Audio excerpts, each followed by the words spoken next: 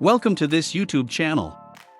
In this video we are going to talk about Shah Ismail and his son, Shah Tahmasp, and the heritage they left behind. So before starting this video, like this video and subscribe to our YouTube channel for future updates. The Safavid dynasty, perhaps the worst thing ever happened to Iranians, witnessed a cultural changes under the charismatic of Ismail and his son Tahmasp, the first two Shahs of the dynasty. In the late 13th century, Ismail's ancestor, Sheikh Safi al-Din Ardabili, who renamed his father-in-law's Gilaki Sufi order from Zahidiyya to Safavidiyya, and moved it from Lahijan, Gilan province of Iran to Ardabil, Iran. He then could attract many more followers from all over the country, beside his father-in-law's followers from Lahijan, Gilan. From the 14th to the mid-15th century, the Ardabil shrine continued to attract Sufis and increase in wealth and fame. The Sheikhs of Ardabil were Sunni Muslims until the mid-15th century, when they forced to accept Shi'ism. By that time, the Sheikh Safi's successors had become increasingly militant and their armies had come to wield significant power in the region.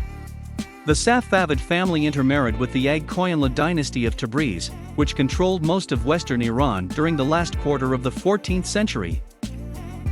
In 1488, the Sheikh Haidar, the leader of the Safavid order, was killed in a battle with the Ag Koyanlı forces, leaving 7 sons. In an effort to destroy the power of the Safavid order, the Ag Koyanlı seized Haidar's eldest son Ali Mirza, also known as Sultan Ali Safavi, and 2 of the latter's brothers, Ibrahim and Ismail, when Ismail was only 1 year old, and imprisoned them far from their supporters near the city of Shiraz. In 1493, during a struggle between rival Ag Koyanlı princes, Haidar's sons were released and allowed to rejoin their Sufi followers. After his release, Ali was recognized as the leader of the Safavid order but was soon killed by the Ag Koyanlıs, and Ismail was designated his successor as leader of the Safavid order. For the next 4.5 years, while he was hiding in the city of Lahijan, in east of Gilan, Ismail received instruction in the Quran and also in the Gilaki, Farsi and Arabic languages, under the supervision of Sultan Ali Mirza Karkiya, who later on financed Ismail's military expenses in order for him to establish the Safavid Empire. In 1499, at the age of 12, Ismail made his bid for power by moving into Azerbaijan province of Iran. By 1501, he had secured Tabriz and crowned himself the Shah Ismail I in Tabriz. In 1503, he added Shiraz to his domains, followed by Baghdad in 1507 and Herat in 1508. Persia, the region that we know as Iran, was united politically and geographically under the banner of Shi'ism in 1514 by force. Favoring one religion over another is the worst thing that can ever happen to any country.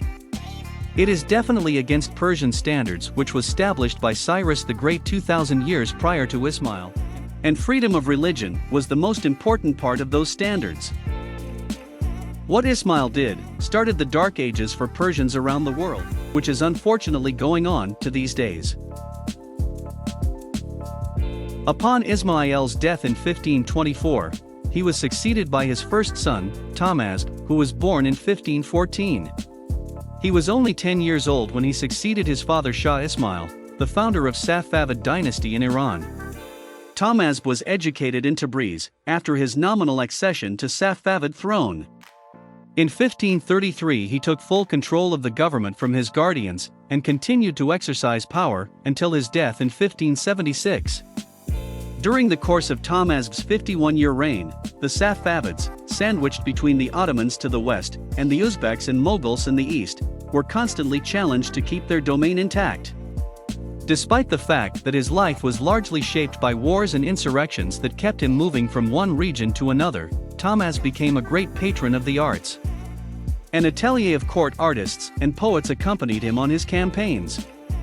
Tahmasp's immediate successors were less important both as rulers and as patrons of the arts, but there was a revival under Shah Abbas, 1587 to 1629. When the state had increased power and the arts, commerce, and religion flourished.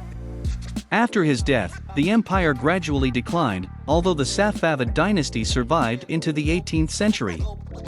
After the Safavids, what they established, the Shia mosque and its secret layers, became more organized and more powerful. People had to pay the Shia bosses, the Akuns, or get punished or killed by their secret soldiers who were called Jahels or Obashas. Akuns became wealthier and wealthier to the point that they could stay behind and even change the government officials. They owned everything and everybody. They could order to stone any women, kill any man, or even burn newborn and infants if their parents had different beliefs. What do you think about this video? Do let us know down in the comments section below. If you enjoyed this video and want to hear from us again, be sure to hit that subscribe button before you go.